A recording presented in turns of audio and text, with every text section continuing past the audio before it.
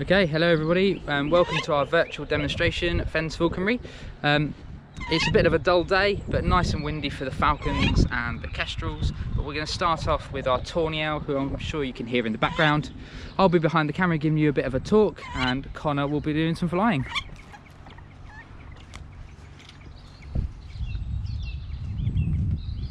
So, this is Ra. He is our Tawny Owl here at Fens Falconry. Now, the Tawny Owl is a native bird to the UK. He's a very well-known owl by noise because that lovely twit-twoo is quite typical. Most people know that that's an owl sound.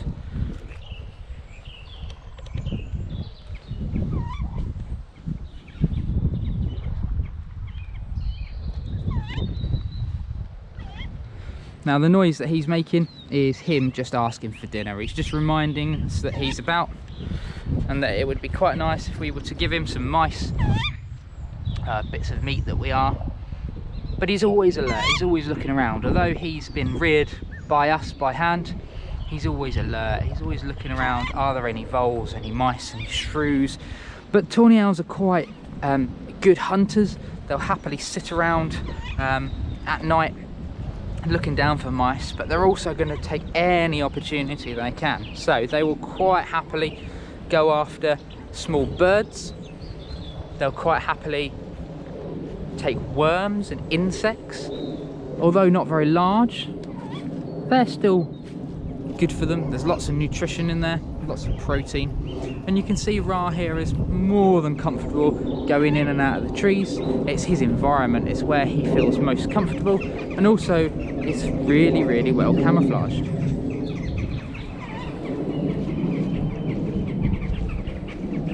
So as I said, he's got quite a varied diet. He'll eat lots of different things. But being a bird of prey, being a raptor, he will catch all of his food with his feet.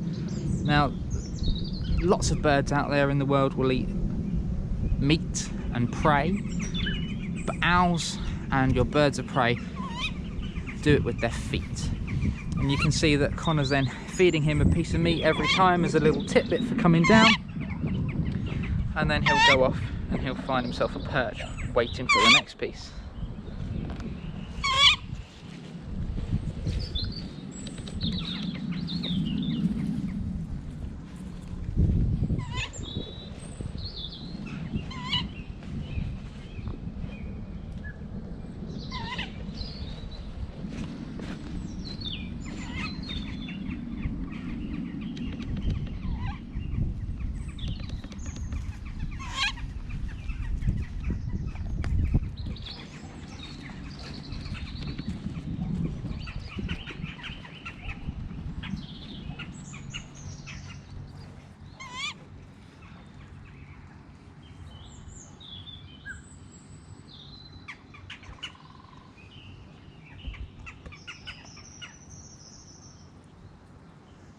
So you can hear Ra. You can also hear in the background we've got some corvids and some jackdaws here. They're having a little bit of a shout and a complain that Ra is flying around, and that's quite natural. They don't really want a predator hanging around their nesting site. And actually there was a Tawny Owl in the background that I heard. A little bit odd being daytime. But Ra here is awake during the day simply because that's when he finds his dinner.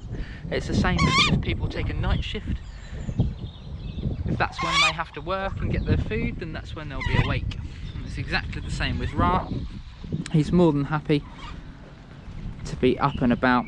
It's not that they have to hunt at night, it's just that it's much easier to hunt at night because they're much better camouflaged.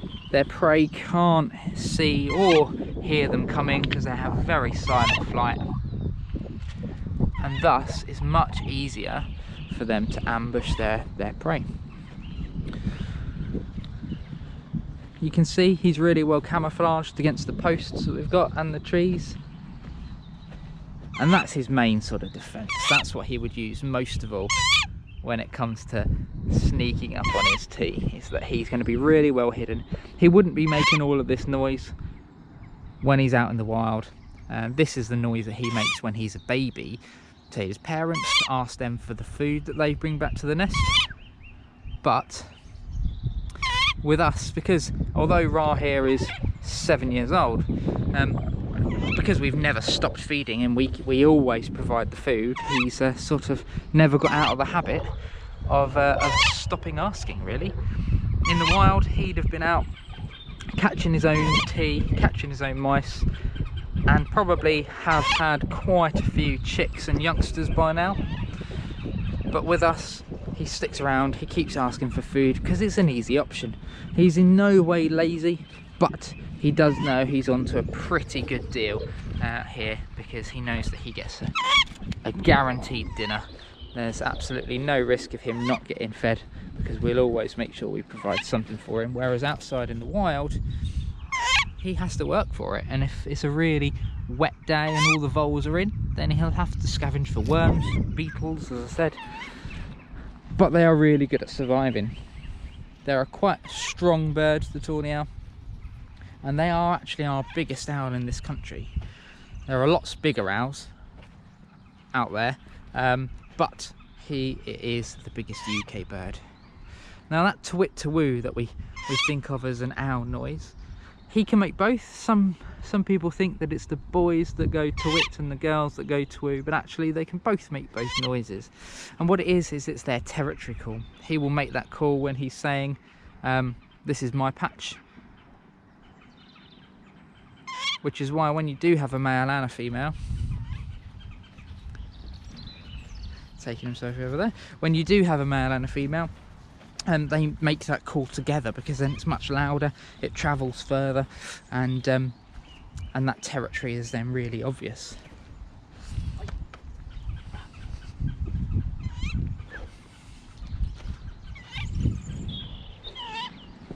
And there we go.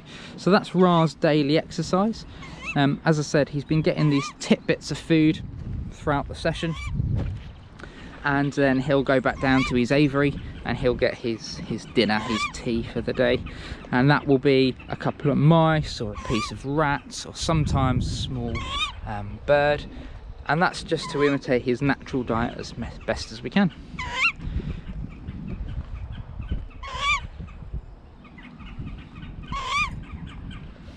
So a little bit of a history lesson then while we're here. At the moment, Ra is having all his furniture put back on, so all these little straps, just to keep him secure so that we don't accidentally let him go whilst we're flying the next bird, or vice versa. We don't want two predators flying around at the same time.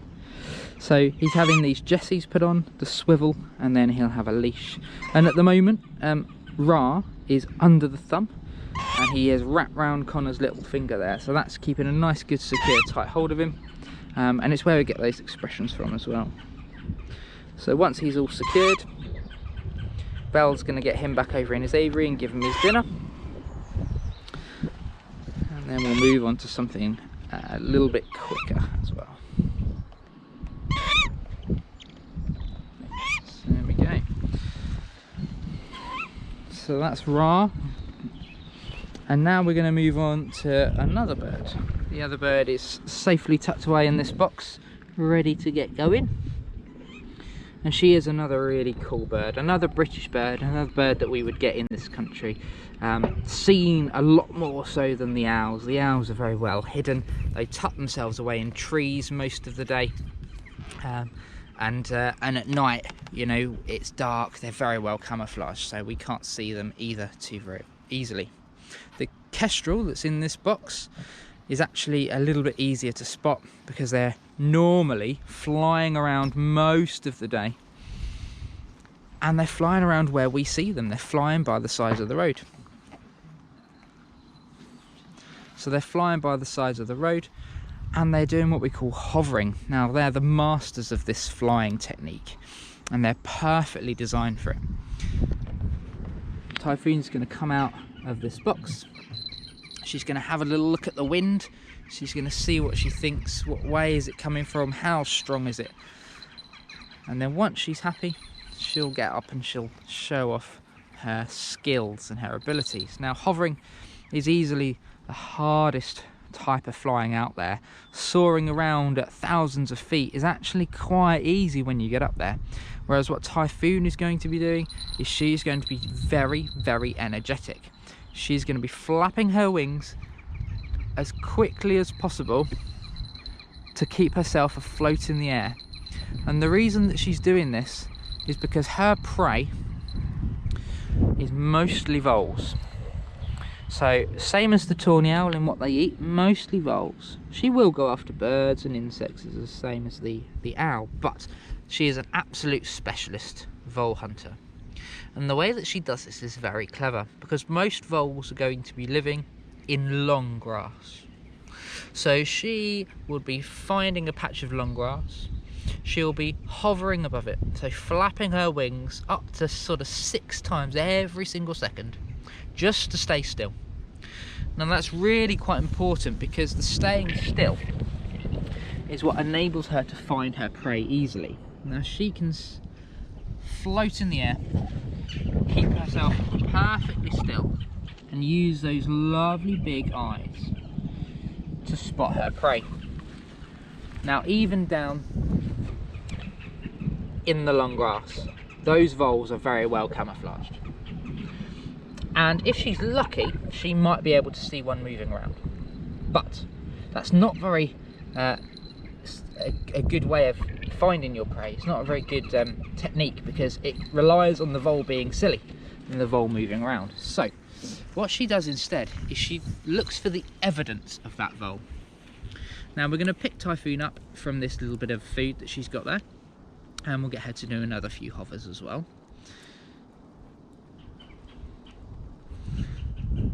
But the evidence of that vole that she's looking for is their wee, is their urine. Now, to us, there's no way that that would be helpful. But to a kestrel who can see in ultraviolet light, that is really, really easy, because mouse urine shines quite brightly in ultraviolet light, which means she will be able to see all of these little trails of urine down in that long grass, and she will then be able to follow that trail, find the brightest patch of urine, get closer and closer and closer, and hopefully at the end of it she would quite like to find a puddle with a vole. Sometimes that doesn't happen, sometimes instead she'll find the little hole or the burrow that the voles are living in instead, and then she has to start again. But it's a very, very energetic form of flying when there's really no guarantee you're going to catch prey. But they're very well designed to do it. Very, very well designed. You can see that she's got some very strong wings. She has some fantastic wing beats.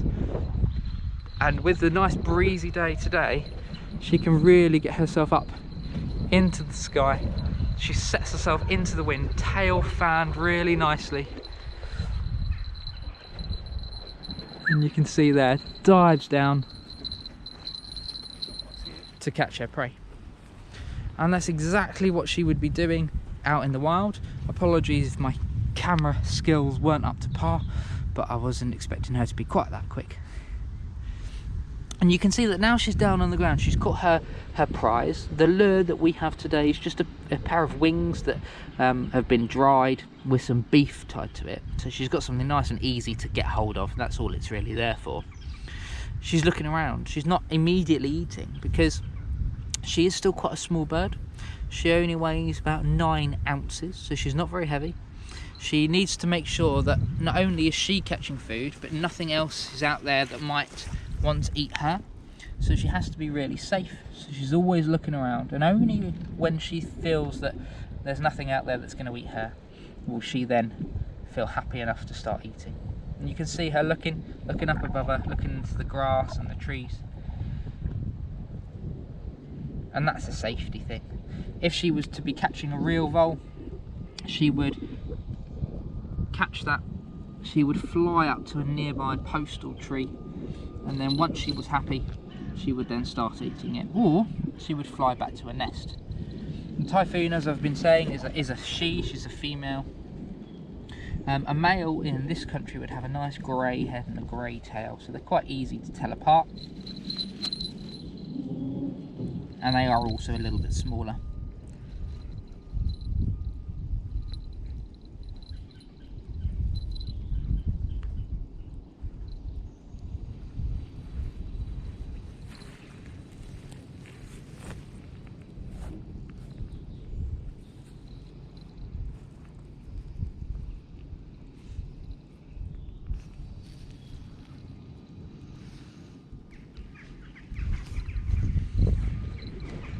Now that hovering, that form of flying, it might have looked simple for her, but actually it takes a lot of training, a lot of practice, and a lot of fitness as well. She has to be quite strong, quite muscly in order to fly like that. The wind helps. On a nice windy day, everything's much easier. She doesn't have to work at it quite so hard.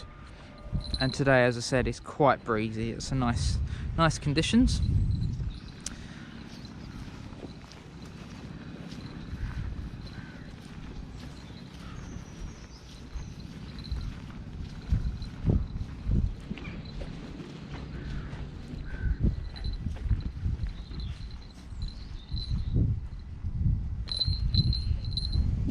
See if we can get another little flight out of Typhoon, just cleaning off her talons there, making sure she's in good condition to hunt again.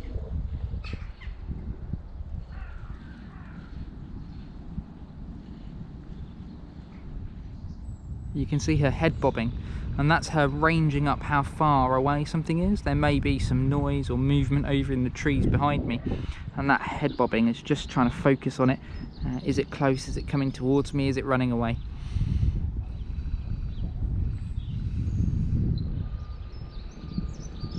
And Connor is about to get the lure out. She's having a little rouse there. It's where we get the expression to arouse suspicion, and it's just where she's shaking all her feathers and laying them down, getting any dust and dirt out. And there we go. As soon as the lure comes out, she's off. So again, it's nice and breezy, setting herself in that lovely hover.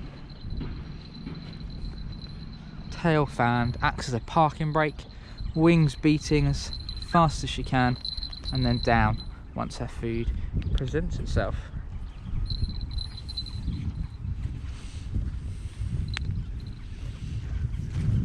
So there we go. That's 2 of our birds. We're going to go get these back down sorted out, and we will be bringing another 2 down in a second. So I'll just cut you off and then bring you back in a bit. Okay, so next up we have another owl. Bit of a bigger one this time, and actually from Africa. So not really a fan of this sort of cool weather that we have going on. Would much rather it warmer. However, it still gets pretty cold in African deserts at night. So this is Rambo, or Rambouillet to give his proper name, named after a type of sheep, but Rambo for short. And he is a spotted eagle owl. Now, for an eagle owl, he's not very big, really. I mean, he's bigger than the Tawny Owl that we saw first, but he's not huge. But he is still in that family, he's in that bubo family. And the really cool thing about Rambo is, as you can see, he's quite happy on the floor. Now, that's an odd thing for an owl, and it's an odd thing for any bird of prey, really. But Rambo doesn't really mind being down on the ground, and the reason why is out in Africa, there are lots of predators. There's lots of owls, there's lots of falcons, and there's lots of things that will eat rodents, but insects not so much. And so he's a bit of an insect specialist. So, running over to me now, thinking the camera's dinner. So he's a bit of a rodent, an insect specialist. And so what he'll do is he'll find himself a little cave, or a fallen tree, or some logs or something that's all piled together. And then he will quite happily hide away in that, run in and out, going after these insects. And so he's quite happy down there. He's not frightened about being on the floor. As you can see, he's pretty quick when he comes to running around. He's quite confident, and he has really, really long legs. And those long legs are really important for getting him around. Now, as I said, if he's down on the ground catching insects, they're not just going to run up to him. He's got to be quite clever and quite energetic about getting them. And so what he'll do is he'll happily go through branches. He'll go through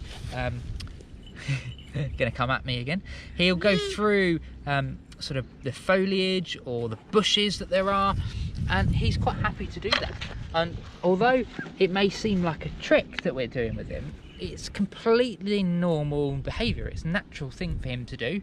Okay, he wouldn't do it along a fence, but it's still quite normal for him to be confident in that scenario and to be quite happy to just run around. Now, he obviously does fly. You saw that at the beginning, and he'll happily fly all the way across our arena here. But we like to show that natural behaviour. That's something we do with all of our birds. You saw from the Kestrel was hovering. That's exactly what they would do in the wild. You saw the Tawny Owl going in and out of the trees, and you'll see another bird after Rambo here exhibiting some totally normal behaviour. But it's what we're all about. We don't really want to take the easy option. It would be much easier if we were to fly all of our 30 birds in exactly the same way, because then I could just come out and I can fly all the birds one after another, do the same thing with all of them. But it'd be a little bit boring for me, it'd be a little bit boring for the birds, I would have thought. And actually the way that we fly them makes our job much harder, but it gives you as the audience a really good example of what the birds are doing in the wild, what difficulties they have in the wild.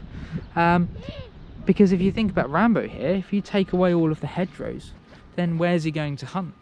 If you take away all of the fallen trees, where's he going to hide away? And the same with the Kestrel. If we cut down all the long grass to make way for houses or roads, then where are the voles going to live? Where are the Kestrels going to hunt? So that's sort of our job, really. It's a really important thing to show people what nature needs, and for the most part, nature just sort of needs to be left alone, really.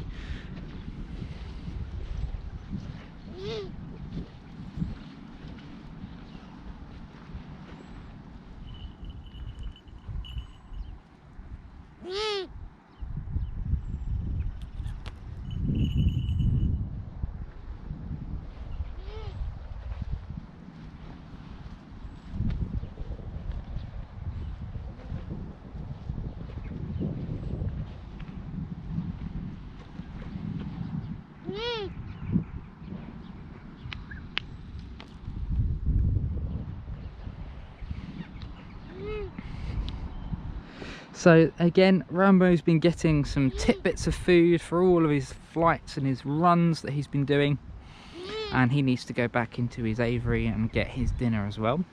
So whilst Connor's doing that, I'm going to move on to the bird that you might have seen sitting just at the back here. Now he's come out dressed a little bit differently. So Galapagos here is our peregrine falcon. Now he's a very well-known bird. They're found all throughout the world, but he has come out with a hood on. Now the reason is, first of all, that Rambo is still over there, is very edible to a falcon like this. So we wouldn't want Galapagos here getting excited seeing all of the owls or pigeons or all those sorts of things that are flying around and wasting his energy. They're a bird that works on a nervous energy, so what we don't want him to do is we don't want him to run out before he even gets out and flies. So he sat there with a hood on. Now it's what we call hoodwinked. It's where we get the expression out of sight and out of mind, because it just means that he is unable to see anything. That hood can't go too tight, it just sits on his head nice and comfortably. They're all handmade, they're all fitted exactly as they need to be around his head, and it's the same as popping a towel over a parrot's cage at night.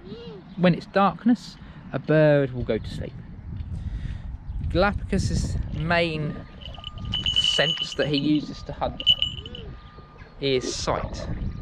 They don't really have any useful sense of smell, and if you imagine, if he's flying at 1,000 feet up in the air, a good sort of sense of hearing isn't really going to be that useful to you. So he uses his sight. So if you take the sight away by popping that hood on, he will just sit there quite calmly. He's had a few scratches and a shake, but that's okay. But he's not trying to fly around and wasting his energy.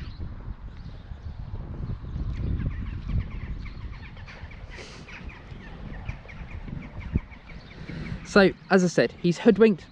He's also the same as Ra and Typhoon. He's tucked under Belle's thumb to keep him nice and under control, and we've got him tied on with a falconer's knot as well. That's just for some extra security.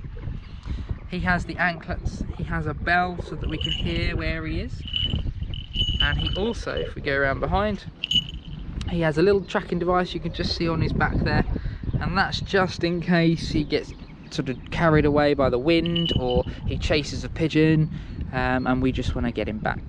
Now, he's not likely to fly off, but it is just a safety precaution. It's just in case. We wouldn't want all of our hard work to sort of fly away. And also, we quite like Galapagos, so we do want him to stick around.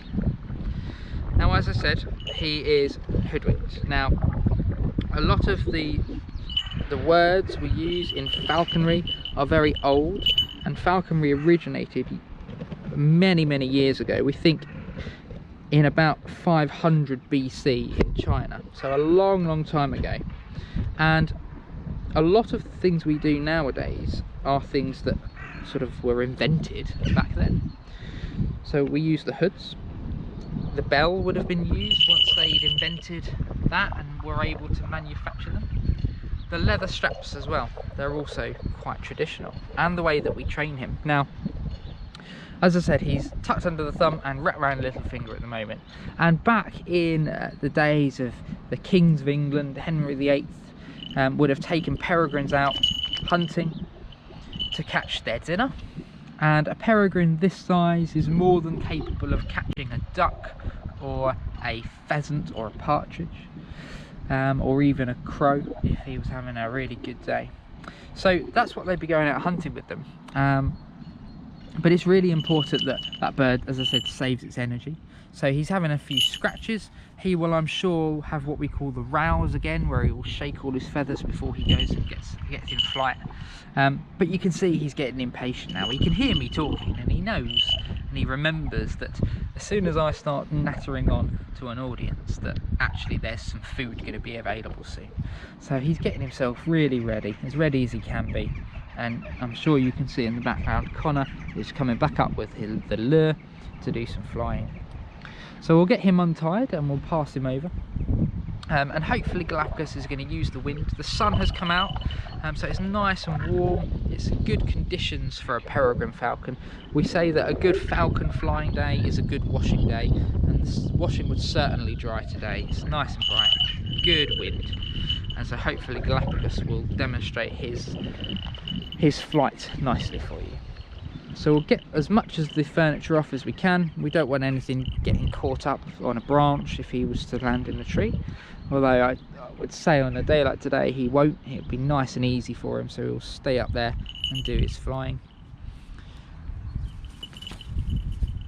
Now, because he is the biggest of birds in the world, he weighs about 1 pound 6 ounces, so he's not too heavy, but he does pack an almighty punch.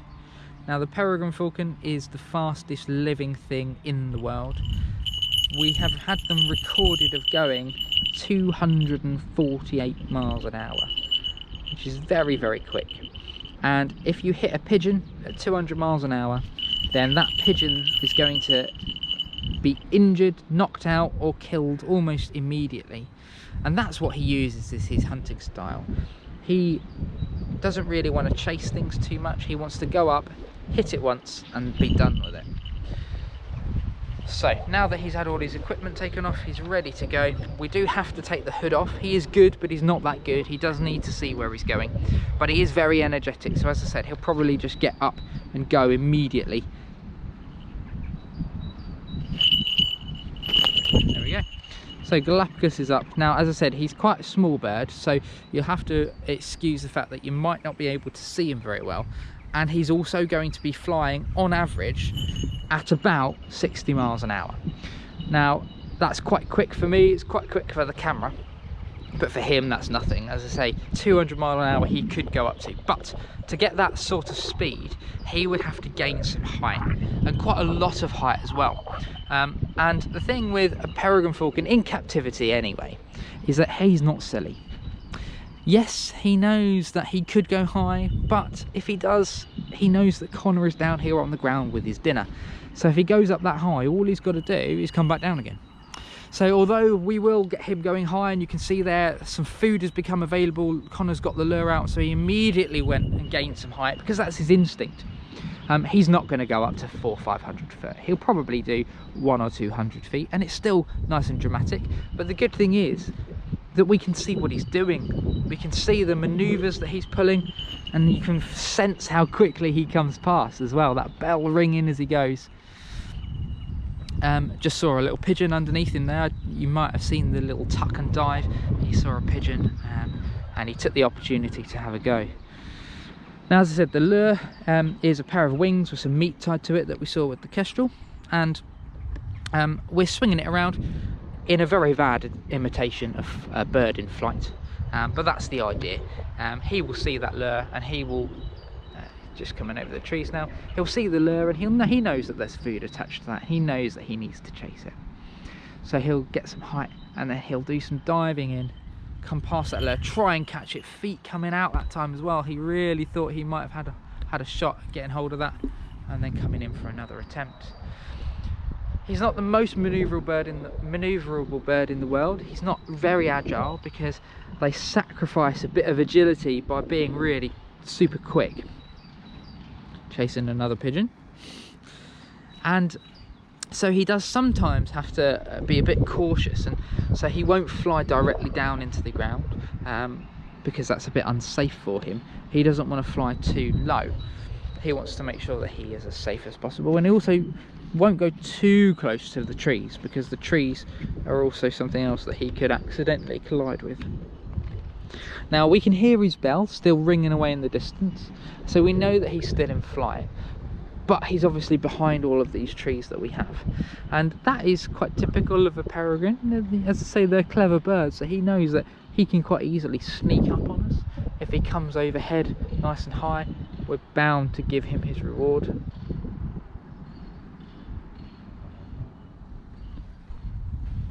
But it is a bit of a waiting game, and that's the beauty of animals and birds of prey, is that it's all down to them. We're not making them do anything that they don't want to do. Galapagos just coming over the top of the tree, right into the sun, typical. He knows that we can't look at him that way, so he knows he's camouflaged. But as I say, we can't make them do anything that they don't want to do. Yes, we've got the lure, and yes, he knows that he will get food if he catches it, but all of this flying that he's doing now is completely his choice. There is no food available. We're not offering him food for doing it. It's all up to him, and he's choosing to do it. He's designed to fly. He knows that that's his sort of calling in life, and he's very, very good at doing it. So coming over the trees now, lure comes out, has a dive, and then back up again. I'll stay on Connor because I'm never going to be able to flip upside down. You can hear the whoosh of the wings as he comes down, and then back up again. And this bird, as I say, he's designed to go and get height. He's designed to fly high, and so that is what he tries to do with us. And that's his natural instinct, as I say. Now the diving down is his ultimate sort of technique. That's what he really wants to do. As I say at the beginning, he just wants to hit his prey once, doesn't want to have to keep chasing it, but he will still have a go. He doesn't want to miss that opportunity.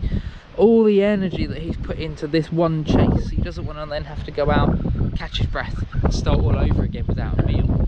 So he'll put maximum effort into it. You can see just drifting in the wind there.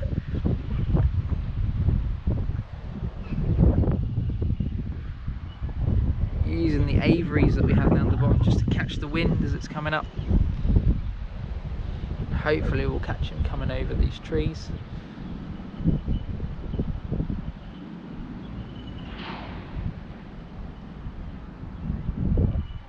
And it seems so effortless when they have the wind to help them. Hardly any flapping as we go all the way around there. What we want to try and encourage is that dive. Now it's what we would call a stoop, or he could stoop, and that's where they fold their wings in against their body into a teardrop shape and dive down, and that gives them the most sort of speed and aerodynamics that they can, and that's the time at which they're going to get that top speed, diving completely down once they've put some effort in to gain that height. But as I say, for Galapagos, he needs to go much higher than this to be able to dive down. Oh, that was lovely though. Very good attempt over the trees.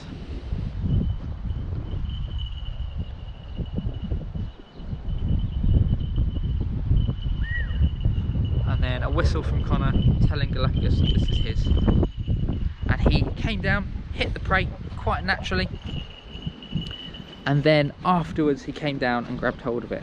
And that's a completely normal thing for a peregrine to do, because he doesn't want to fly face first into the ground just because there happens to be a pigeon there. He wants to make sure that he is as safe as possible. And you can see the same as the Kestrel, Galapagos has got hold of his food. He's looking round. He doesn't want to have this food stolen from him. He's watching me coming close, thinking, hold on, you're not the one that was flying me. What do you want?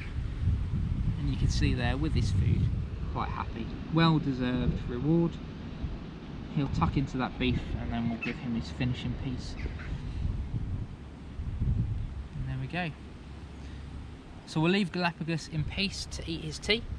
I hope you've enjoyed the demo and I hope you've learned a little bit. Please send us any questions you have, we'll happily answer them. And do a little bit of research, check out our website, and thank you very much for watching.